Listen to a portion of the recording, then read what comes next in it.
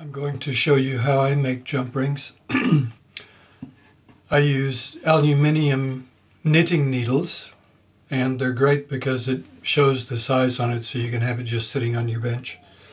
I use the solid ones. I also use a cordless drill. Now you need a variable speed cordless drill for this, and they're so cheap these days that it really doesn't pay to have anything else. Most of us have one around the house anyway.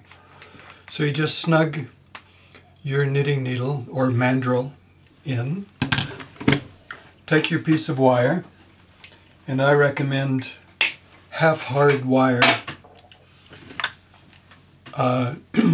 Dead soft is okay, or half-hard. Spring, steel or hard, is too hard and it springs back too much. So what you're going to do is you're going to just stick the end of your wire next to the knitting needle, bend it sideways, slowly pull the trigger, and you can see that I'm actually holding the wire out here and then I'm guiding it with my thumb and forefinger. So just go slowly. When you feel the wire getting to the end, stop, and I place it on the V in my bench peg, and then I just go ahead and run it the rest of the way. If you let that slip through your fingers, it'll cut you. So take it out. I use my side cutters and I just snip the ends off.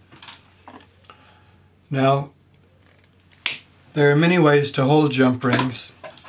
One way is you can just put it back on your mandrel, lean it against your bench peg, and cut at about a 45-degree angle.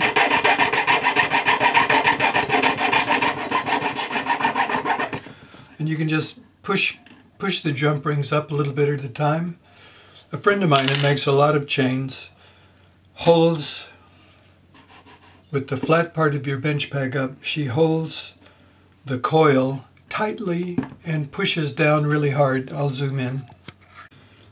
So that you still cut it at about a 45-degree angle, and by holding it tightly, you can cut 3 or 4 jump rings. Make sure you don't go to the back of your coil. So you can see how easy that is to cut those. Now, I use this technique, but when I get down to the last 2 or 3, then I'll hold them in my parallel jaw pliers and saw them that way. That's it. Piece of cake. I always make more jump rings than I need. It's handy if you need one, then you can just go. I put them in a little plastic bag,